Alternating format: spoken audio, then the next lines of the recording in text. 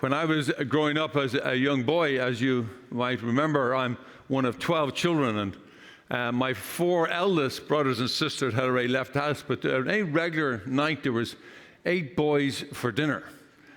I know, your mothers, think about that. 8 boys for dinner every night. But my mom had certain rules to keep order in the house, as you can imagine. There were certain rules that were non-negotiable. One of them was that she would make 1 call for dinner and 1 call only. And whoever sat around the table got a plate of food. Whoever didn't, that's just what happens, right? And so if there was food left over at the end of the meal, all the other brothers would, like there was nothing left at the end of any meal. It was just that there was whoever was not theirs, food was divided among everyone else, because maybe we were out doing something in someone else's house. I remember this in particular, one night, my mom had this habit. We used to have a lane at the back of our house, and I would go out and play ball at the back of that lane. And my mom would stand at the kitchen door at the back and shout, "Dinner is ready."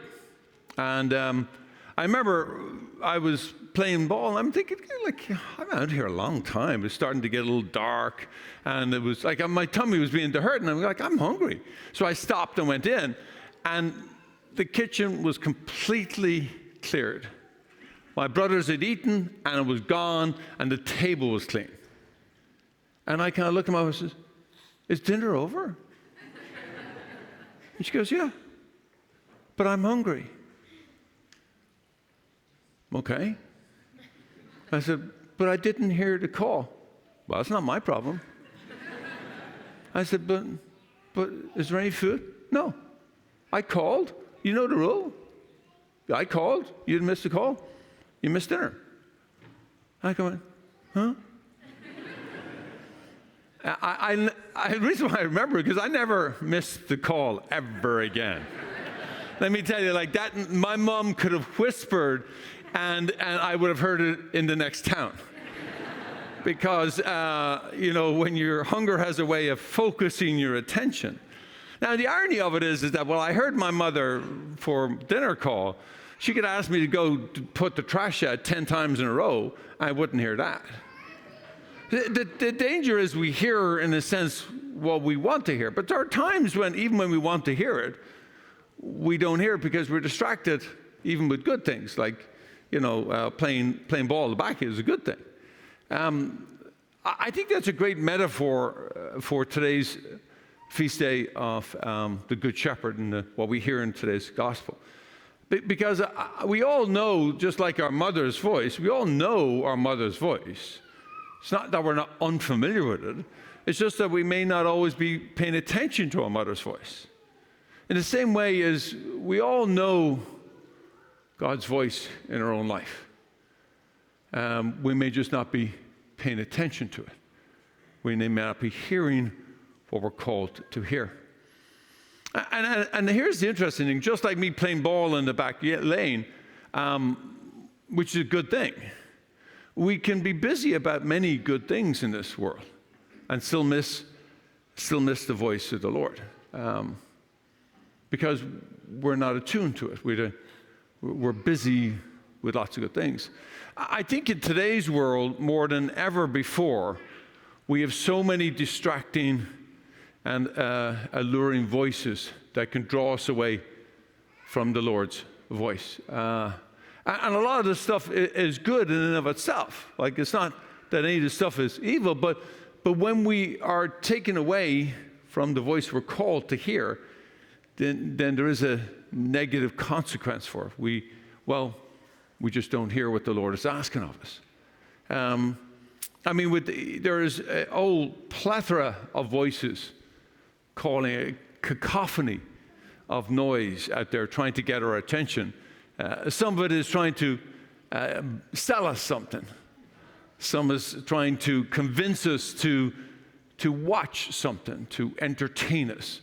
But they're really selling our eyes and our attention to someone else with advertisements. There are others who are trying to convince us of their way. Some of us are trying to convince us to vote for them in one way or the other. There's not a lot of voices that sound like the Lord. Not a lot of voices are saying, come and be in my presence. Come and let me love you where you are. Come follow me and be with the Lord. See, so just like our mother, and we celebrate Mother's Day today, so it's particularly appropriate that the first voice we ever heard in our life was our mother's voice. And it's most likely that it was our mothers who helped us recognize the Lord's voice, introduce us to the Lord. And so we owe a great deal of gratitude and debt to our mothers for helping us recognize the voice of God. And we should continue to pay attention to others pointing that way. But I think our mothers would have us listen to God directly, to come to know the Good Shepherd's voice in our life. And in a sense, that's the primordial voice that we knew even before we were born. We will recognize that voice that leads us back to the Father. But we have to attune our hearing to it. We have to desire and want to hear it because there's so many distractions. And that, in a sense, is a development and a skill. Because while we have it innately, it's like a muscle. We need to use it so that we can remain strong, that we can remain attentive to that voice in our life. So the question is, what does that look like? Well, we put on many different things in our parish to get you to become men and women of prayer. In fact, Pope Leo mentioned in his first address to the cardinals that it was important for us as priests around the world to teach people to pray. It's important for us to have them listen to that Good Shepherd's voice, that is often a still, quiet voice that speaks in the silence. And this skill is something that we need to work at. It doesn't come without. It's like working out with weights. You gotta lift the weights. You gotta do some workout. And when you do that workout, you get stronger, and then you are able to hear the voice, despite or even in spite of all those voices out there.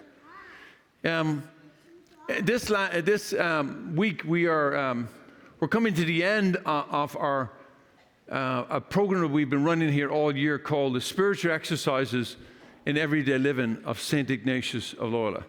And we've had 44 people spend an hour of prayer every day learning how to listen, and then meeting with a spiritual director for 1 hour a week to learn the skill of listening to the Lord in our life. And as they come to the end of this 32-week period, their hearts are full of gratitude because they've learned how to listen better, deeper, in the core of their being. And they are more settled, more peaceful. In some ways, nothing has changed in their life. In other ways, everything has changed their life because they've learned the voice of the Good Shepherd. And hopefully next year, when we launch this program again next August, we'll have another 50 or 60 people from this parish to join us in that journey. But many of us won't be able to commit to that huge commitment of an hour a day, every day. But we can all find some way to pray, some way to still our heart and to listen to that gentle voice of the Good Shepherd who calls us back to him to hear that deep message of God's love for us. And no matter what happens in life, that God's love is always there.